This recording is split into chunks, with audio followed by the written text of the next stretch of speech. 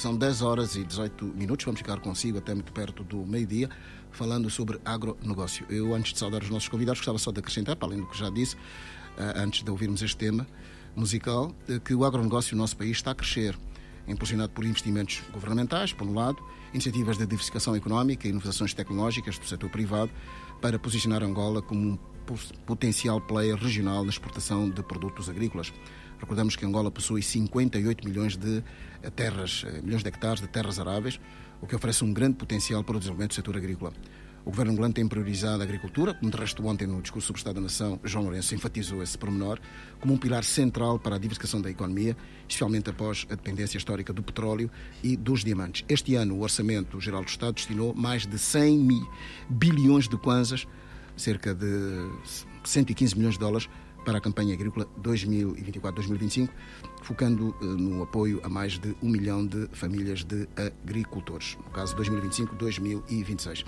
Um dos principais projetos em andamento no âmbito do desenvolvimento agrícola é o Projeto de Desenvolvimento da Agricultura Comercial, o PDAC, que visa fortalecer o setor agrícola em várias províncias, como Malange e Kwanza Norte, um projeto que conta com o apoio do Banco Mundial, que já aqui fizemos referência, e também pela Agência Francesa de Desenvolvimento, que oferece assistência técnica, cofinanciamentos de investimentos e garantias parciais de crédito para pequenos e médios produtores. No entanto, o agronegócio angolano enfrenta naturalmente desafios, como, por exemplo, a necessidade da modernização e a implementação de práticas agrícolas consideradas como sustentáveis. As parcerias internacionais, os investimentos em tecnologia, como a construção de fábricas de fertilizantes, estão a ajudar a reduzir a dependência de importações e aumentar os níveis de produtividade. Conclusão, com vastas terras aráveis, o governo que diz assumir a responsabilidade de diversificar a economia e apostar na agricultura, Angola está a posicionar-se para tornar-se num importante ator do agronegócio africano. O investimento em tecnologia e a implementação de projetos como o do PDAC, o Projeto de Desenvolvimento da Agricultura Comercial, são considerados como passos cruciais para se alcançar esses objetivos e melhorar então a segurança alimentar para Angola. Não é assim? Edna Monteiro, bom dia, seja bem-vinda. Muito bom dia Rádio Ouvintes. Está aqui na qualidade de diretora comercial da Royal Empire, mais uma vez aqui no Vetor.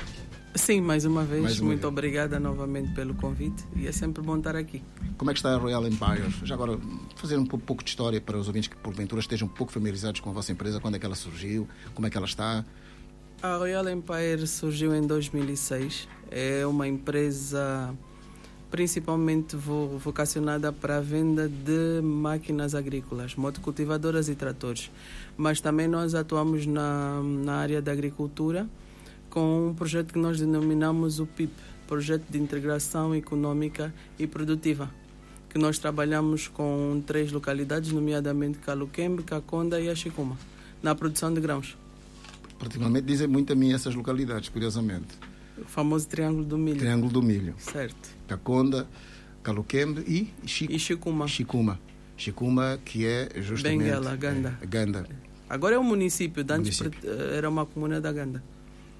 Antiga Mariano Machado, né? No tempo certo. colonial, Ganda, o nome eram essas duas terminologias. E porquê que também a vossa empresa apostou no agronegócio? Porque assim, nós vendíamos simplesmente as máquinas e depois de fazer a entrega das máquinas, após a formação, era-nos apresentada a necessidade e as dificuldades que os produtores tinham para além da mecanização. Então, num pedido de socorro, nós acabamos por criar também esses projetos, de forma a poder apoiar e aumentar o desenvolvimento produtivo dessas comunidades. Então, vocês, e como é que está nesta altura?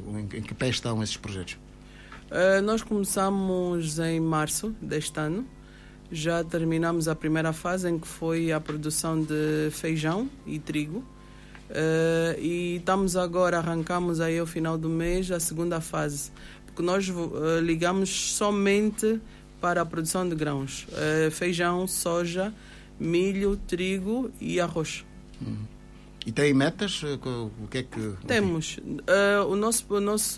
Esse programa foi desenhado para um período de 10 anos naquela região e com tendência a crescer, porque nós fomos indicados pela Sua Excelência Sr. Governador da Huila para a localidade de Caluquembe e Caconda, e também depois pelo Sr. Vice-Governador de Benguela para a zona da Xicuma, porque a Xicuma atualmente é uma das maiores produtoras de trigo só que eles tinham problemas em relação ao escoamento da produção e a qualidade das sementes. Muitas das vezes eles recebiam várias qualidades e na altura de escoar eles tinham essa dificuldade. Então pediram que nós fôssemos para lá, que é para poder uniformizar a produção do trigo lá naquela zona. E temos uma meta de chegar até às 5.000 famílias. Nós neste momento estamos a começar de forma gradual, porque começamos por fundos próprios ainda, então começamos, posso dizer assim, de forma tímida. Começamos na primeira fase com 53 produtores e esta nova fase vamos para 144. Eu estava aí a falar de Chicuma, ao que sei, são terras, nomeadamente Chicuma, com microclimas, não é? Sim, sim. Favoráveis, por exemplo, ao café? Para a sim, sim. Eles estão a apostar agora na produção do café, mas ainda de forma tímida também, porque nessas localidades o que se percebeu, primeiro, há dificuldades de escoamento por causa das estradas, não há acessos, os acessos são complicados, então eles têm um certo receio de produzir e depois ter dificuldades no escoar dos produtos, mas alguns já estão a produzir café e de muito boa qualidade. Para além dos produtos que citou, quais são, enfim, outros produtos eventualmente que queiram também apostar, tirar partido? Quais são? Há uma diversidade de produtos, certamente. Sim, nós também temos o café, o próprio café, o palmar, a produção de eucaliptos. Estamos a apostar agora também para quem quer produzir abacate, porque tem lá alguns produtores nossos que já têm algumas mudas de abacate. Então nós apoiamos isso tudo. O agronegócio, de facto, isto não é uma palavra, enfim, dita em vão, tem mesmo potencial em Angola, na sua ótica, dadas as características, enfim, climáticas que temos e também, enfim, a extensão enorme de terras aráveis. Considera que Angola pode mesmo tornar-se um player com a aposta firme, com os apoios necessários da parte do Estado, da parte da banca comercial. Acha que pode tirar o máximo partido que consegue, transformar-se num importante ator aqui na região? Esse nível? Sim, isso com certeza. Se tiver o apoio certo, nós criamos linhas de escoamento, de financiamento, para além do que já temos, eu acredito que nós podemos chegar muito longe, porque os nossos produtos são muito valorizados. É só nós vemos, por exemplo, o caso do feijão, que tanto se fala. O nosso feijão hoje é um dos que mais vai para o Congo Democrático. Então, a maior parte dos produtores de feijão tem tendência a levar para lá. Fora que aqui também já se faz muito dinheiro com feijão. Há produtores que, sem apoio nenhum, de forma individual, podem chegar a produzir 20 toneladas de milho. A dificuldade, muitas das vezes, consiste, como eu já disse antes, no escoamento desses produtos, mas nós podemos. Vocês já estão a escoar o feijão, por exemplo, para o Congo? Já estão a fazê-lo ou não? Não, nós vendemos ainda de forma local. Forma local. Sim. Temos alguns pedidos, mas ainda não fechamos nenhuma parceria.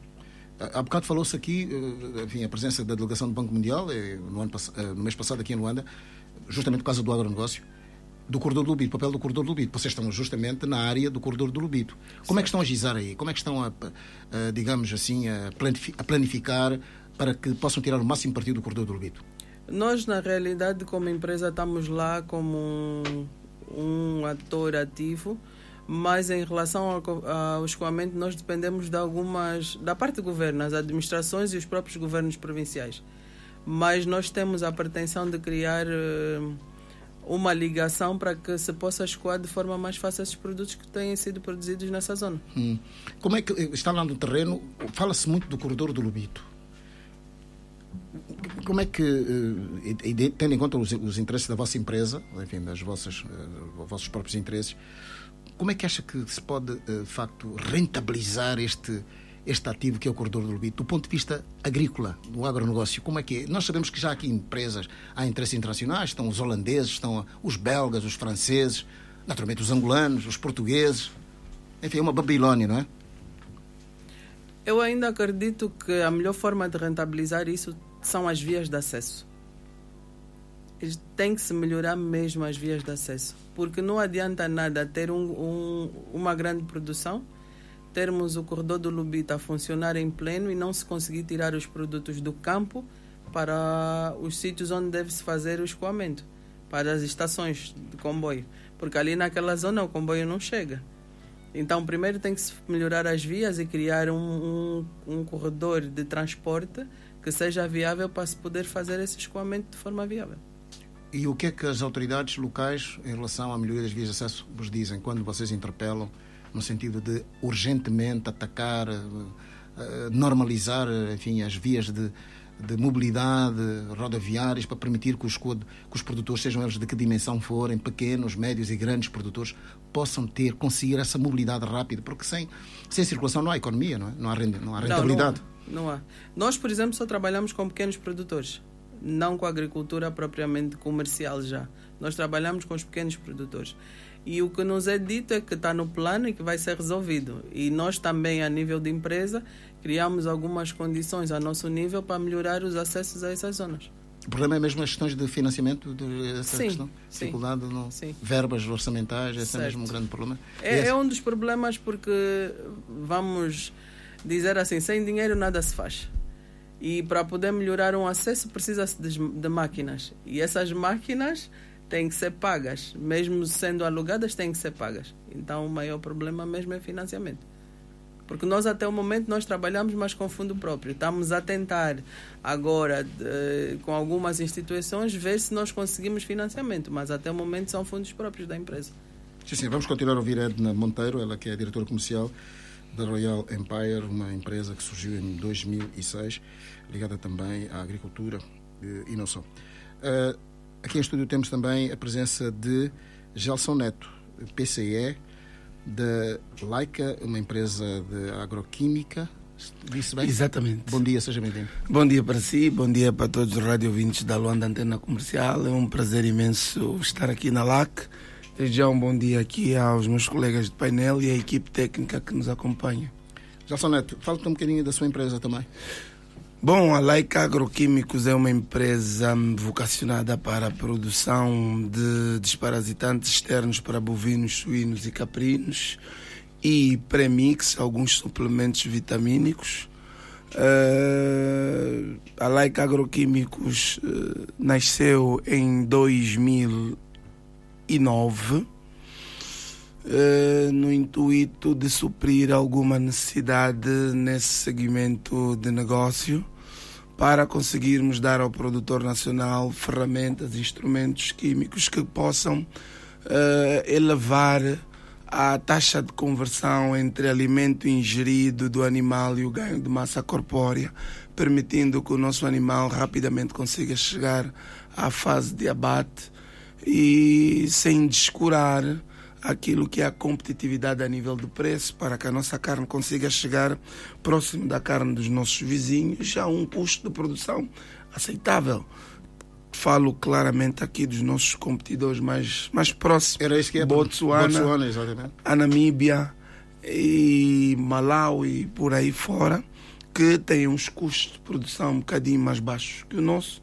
Então, o objetivo principal da criação da Laica foi esse. Na sua essência, na concepção do projeto, foi criada uma empresa de importação desses insumos, mas o contexto socioeconômico do nosso país naquela altura... Não fazem parte do lobby da importação? Não, porque tivemos que renascer a partir do ano de 2010, 2011, em que o dólar foi parar lá para os 100.000 kwanzas. Tivemos que baixar e esquecer a importação e a exportação, a importação, diga-se, e virarmos para o estudo, para a investigação, até chegarmos ao ponto hoje de termos uma fábrica de pequena dimensão, que é de produção de desparasitantes externos para bovinos, suínos e caprinos em Viana, e uma unidade de produção de premixes e rações para suínos na comuna de Calumbo, em Colibengo, descurando, nos desconectando totalmente da importação de produto acabado, passando a ser nosso foco visitar todas as escolas do mundo possíveis e imaginárias que nos possam dar know-how técnico-científico para que consigamos produzir localmente os instrumentos químicos que os animais precisam para que tenham um bom rendimento. Daí hoje termos cerca de 21 produtos, desde shampoo antipulga para um cão, a um desparasitante externo para um bovino, para um suíno, para um equino, ou um premix para porcos ou para galinhas, ou uma ração. Então, esse leque todo de produtos, aquele tempo da travessia no deserto, em que por acaso chegou a levar a nossa empresa a ir a Moçambique, tentar vender. Deslocalizaram? Chegamos a ir a Moçambique, abrir uma empresa, porque a banca moçambicana era e é mais sólida que a nossa.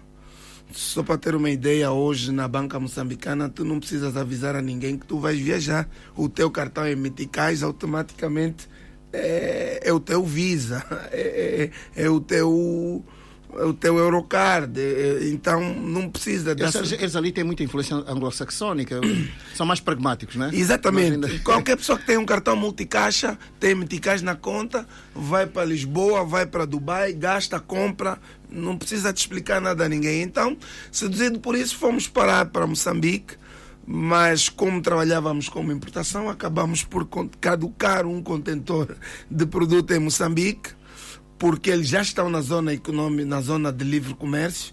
Zona do livre comércio continental. Sim, da SADC. Mas nós também já rubricamos já. Sim, mas de facto ainda não está. E então aquilo caducou, porque as pessoas vão de Maputo a Nelsprit às 8 e às 12 estão em Maputo a almoçar, comprando o que vão à África do Sul e vêm. Nelsprit já é África do Sul. São fronteiriças. São fronteiriças. E então tudo que vem, no caso, o material que a gente importava vinha do Brasil, tinha logo uma taxa de quase 50%, 60%, e o que vinha de Nelsprit era free, era livre, porque fazia parte da zona de livre comércio. E essa situação voltou-nos a quebrar ainda mais, mas só mandou-nos para a sala de aulas. Mandamos trabalhadores para o Brasil, para a China, para a Índia, para o Paquistão, estão na formação, para o Vietnã. Na qualificação, a questão da qualificação é uma prioridade política. Sem sombra de dúvidas. Estratégica da vossa empresa? Não se pode desenvolver nenhum setor, pior a agricultura, o setor agro, sem trabalharmos o capital humano, porque não vamos ter maximização de recursos, porque não vamos ter uma utilização prática e viável dos recursos. Boa parte do que fez nós não darmos certo quando tivemos o boom econômico é que tínhamos capital, tínhamos terra, mas o nosso know-how era muito curto e muito influenciado pelo vendedor. Ou seja, se tu tens um consultor português, brasileiro ou expatriado e tu tiveres que fazer uma correção de solo, ele vai aconselhar a importar calcário para fazer correção de solo.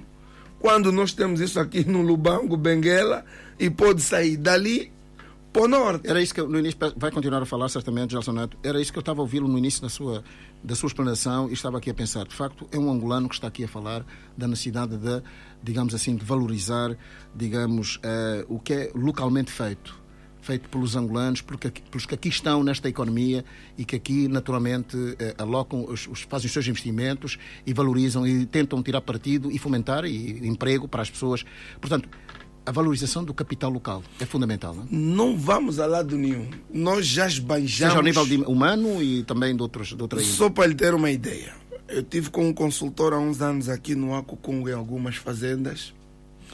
Nos anos 2015 encontramos um Ferrari e 3 km de estrada asfaltadas dentro de uma fazenda.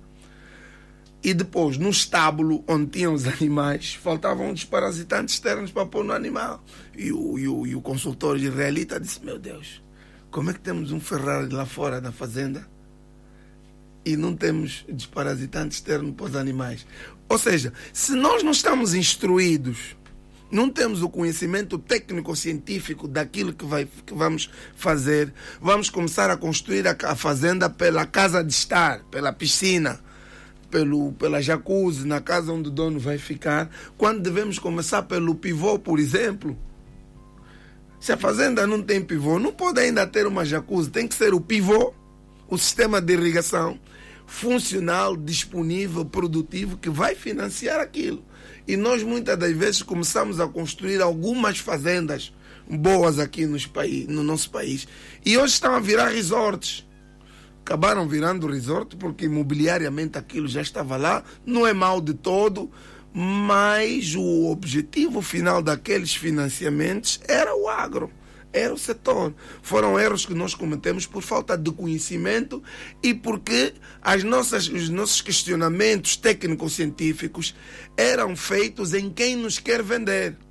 Ou seja, se tu queres perguntar ao engraxador se o meu sapato está limpo, ele vai dizer sempre que tu tens que engraxar outra vez. Quando tu podes alocar aquele teu recurso que devias voltar a engraxar, é outra coisa. Então, esses foram uns dos fatores. O chamado conteúdo local, não é preciso. Conteúdo local. E nós temos que... Também ao nível do agronegócio, ao nível da agricultura, ao nível de toda a indústria ligada à agropecuária, enfim, essas. Hoje as tecnologias de informação e a falta de recursos que o país vem ultrapassando muitas das vezes para se investir em alguns setores, obriga a um mergulho muito maior naquilo que é a capacitação constante, a melhoria contínua, constante do capital humano que está ali no setor. É necessário. O agro é forte, sim. O agro tem potencial, sim. Mas precisamos das pessoas certas, nos lugares certos, para não voltarmos a esbanjar recursos. Exatamente. Vamos continuar a ouvir o Gelson Neto, mas há bocado falou nas parcerias em termos de... para melhorar a capacidade formativa da sua empresa, citou aí o Brasil. Sim, a melhor escola que nós podemos ter para o agro tem que ser obrigatório o Brasil, e é unânime que é o Brasil, porque está no top 5 mundial. Se formos para o açúcar, está no top 5. Se formos na produção de carne, está no top 5. Se formos na soja, está no top 5. Se formos no milho, está no top 5. E é o que nós precisamos. Se é o que nós precisamos, ele está no top 5 mundial e fala português e tem boas relações conosco, nós podemos ir lá aprender. Mas o indivíduo capaz de nos dar máquinas, insumos ao alcance e à dimensão dos nossos projetos não é o brasileiro. Quem é então? É o chinês, que tem uma máquina adequada à nossa dimensão, à dimensão dos nossos projetos. Ora, se for a empresa da minha amiga buscar uma máquina, um mini trator, tu com 3 milhões de kwanzas, se a memória não me atraiçoa, tu consegues um mini trator para trabalhar uma fazenda de 10 hectares. Mas se tu fores ao Brasil, o mini trator vai te chegar aqui a 18, 20 milhões, com aquela conversa da qualidade, da resistência e não sei o que é um discurso dos concorrentes. Não é um discurso nosso que precisamos chegar lá. Por quê? Porque todos desenvolveram com ele. Mas quando chegou a nossa vez, africanos, angolanos, começamos a querer nos desenvolver, vai dizer, o indiano não presta, o princípio ativo indiano não presta, o maquinário chinês não presta. Mas se nós desmontarmos a máquina europeia, a máquina que é montada no Brasil, do agro, está lá o carburador é chinês, as placas todas são chinesas, todo aquele plástico envolvente, o metal envolvente é chinês, e ele depois põe a marca dele e quer nos vender o triplo com o discurso da qualidade. O indivíduo para nos dar princípios ativos químicos é o Paquistão, Vietnã e a Índia.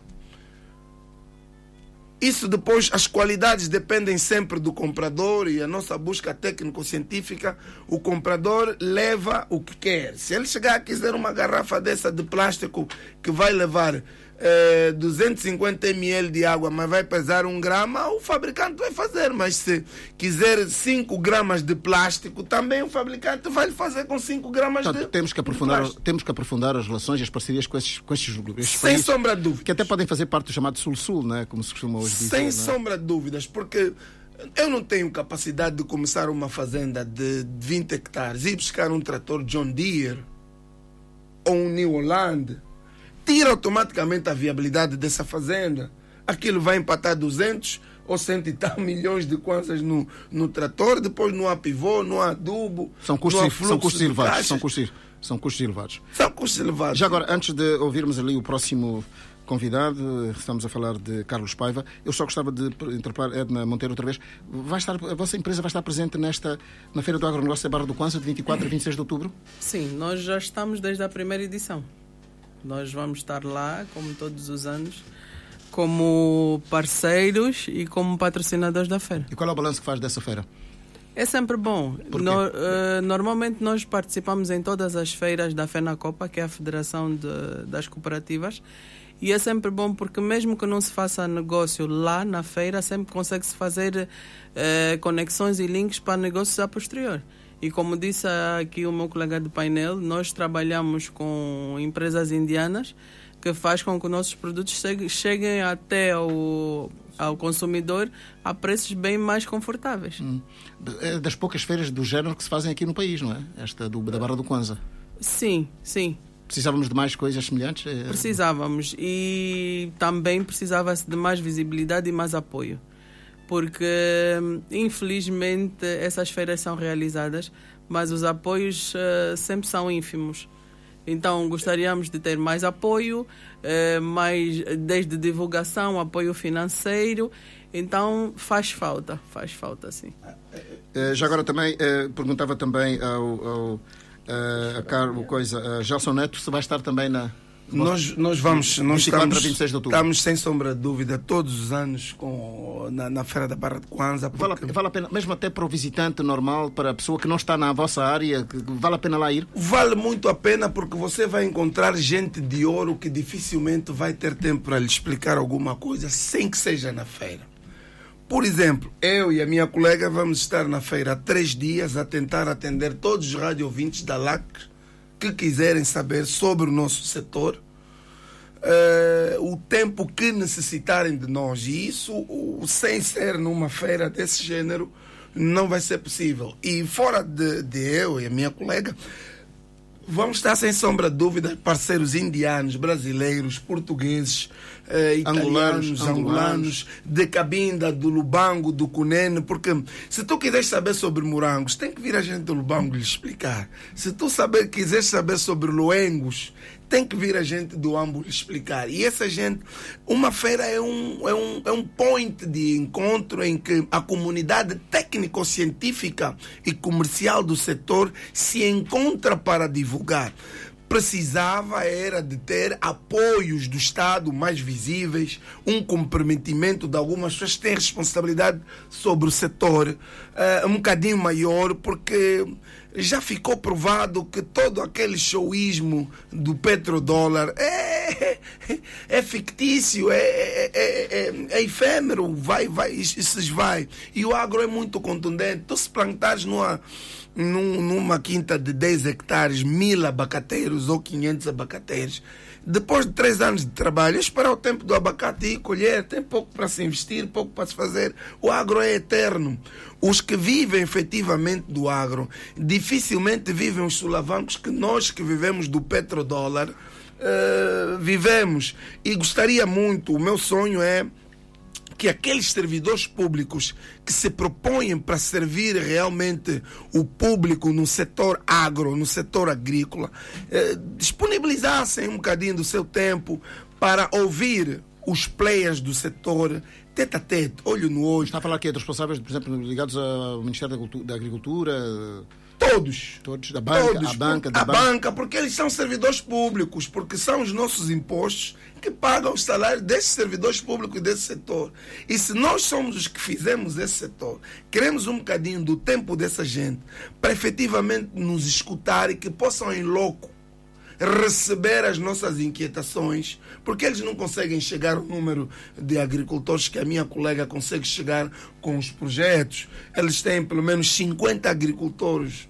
E as reclamações desses 50 agricultores em cada microprojeto que eles têm que efetivamente chegar nesses servidores públicos para que eles possam assertivamente alocar os recursos da melhor forma possível, porque senão vamos continuar a dar dinheiro a pessoas que depois vão comprar apartamentos em Lisboa, em Cascais, e continuamos aqui a procurar andar atrás do libanês por causa do arroz, por causa do óleo, e que não é digno para nós enquanto angolanos, com o volume de cargas pluviométricas que temos, com a imensidão de solos férteis que temos, com os milhões que hoje nos mostra que são alocados efetivamente ao setor.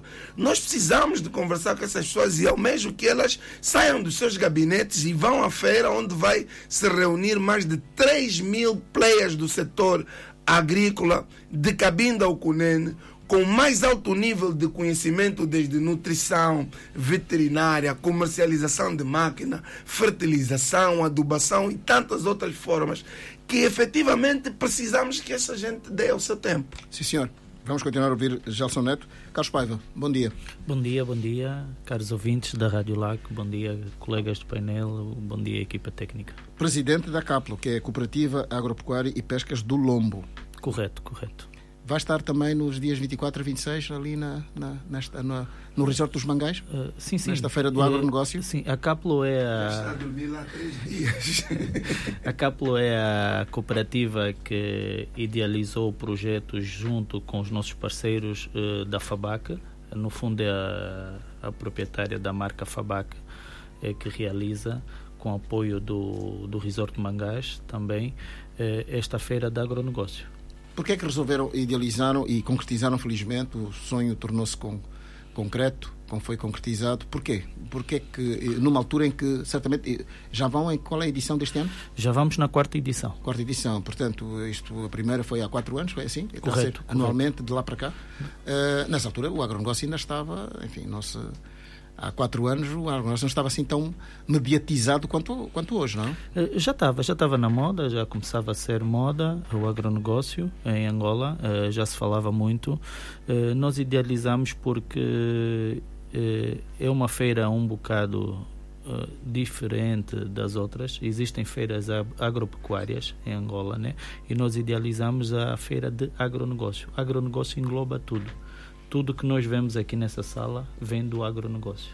Portanto, o agronegócio não é só agricultura, pescas e pecuária. O agronegócio é muito mais abrangente, vai muito mais além. Então, movimenta uma cadeia enorme. E, aliás, temos provas disso, países que já foram ditos aqui, como Brasil, Índia e outros, que o seu PIB tem um peso muito grande do agronegócio. Qual é o balanço, portanto, destes últimos 4 anos, vamos já na quarta edição, os 3 anos, tem sido positivo então? É positivo, o balanço é positivo. É uma feira que, como os meus colegas disseram cá, é uma feira que precisa de apoios, porque vive de patrocínios, não é? E apesar disso, das dificuldades imensas, depois no fim, nos últimos dias, dá prazer a mim e meus colegas aqui de painéis e da organização de realizar a feira, porque conseguimos. É uma luta enorme durante o ano, que a gente passa um ano todo a idealizar, a organizar, a captar investimentos e recursos financeiros para poder elaborar e realizar essa feira. Mas no fim acaba por ser satisfatório, apesar de ser uma feira quase sem fins lucrativos, mas acaba de ser satisfatório porque realmente há pessoas que saem de lá satisfeitas. Quais são, para além do que disse, quais são os atrativos para a edição deste ano, na sua opinião? Eu vou recordar o lema que vocês escolheram para esta edição, que é Conexão para Produzir, a fim de desenvolver a transformação. A feira é uma feira bastante abrangente. Nós temos uma zona de Kids Zone para crianças, portanto os visitantes podem ir, a família pode ir, é um lugar bastante agradável de estar, com a natureza, com relevado, ar puro. Temos vários atrativos como acampamento, Kids Zone, temos o leilão de gado, temos a zona da restauração, temos a zona dos expositores. E sem contar os preços vantajosos que todas as empresas vão levar para a feira. Há gente que vai conseguir comprar coisas que custavam 3 milhões a 2 ou a 2,5 na feira. As promoções. Então, as promoções, os workshops. Nós vamos ter intercâmbio entre os produtores e os participantes. E o mais gratificante no meio de ao terminar a feira, são as excursões. Queremos convidar os colégios técnicos e aqueles vocacionados para o setor agrário que façam uma excursão, levem vossos estudantes à feira, porque vão conseguir perceber a dimensão do mundo em que se encontra. Nós tivemos agora na província do Ambo, houve uma semelhante, em que tive o prazer de receber muitos estudantes vindo daqueles institutos médios agrários, com muita curiosidade de entrarem para aquilo, o que é o business, o que é o negócio no setor, porque às vezes eles estudam o animal, estuda a servidão, ainda não se está a falar com os alunos para a visão empresarial. O que é que isso vai resultar muitas das vezes? Temos um quadro formado no setor, mas tem dificuldade em transformar a sua profissão em algo que ele pode empreender, porque se ele se conectar com a Like Agroquímicos, aqui com os tratores, com os banners, mais o serviço que ele pratica, é o indivíduo que depois de formado não vai estar na fila para ir para a polícia, porque ele está conectado ao setor. Está a sugerir aqui uma mudança curricular em alguns aspectos? Estamos a sugerir, eu em particular, a minha sugestão é que se comece, para além de se fabricar trabalhadores no setor agrícola, comece-se a produzir a partir da escola empreendedores no setor agropecuário.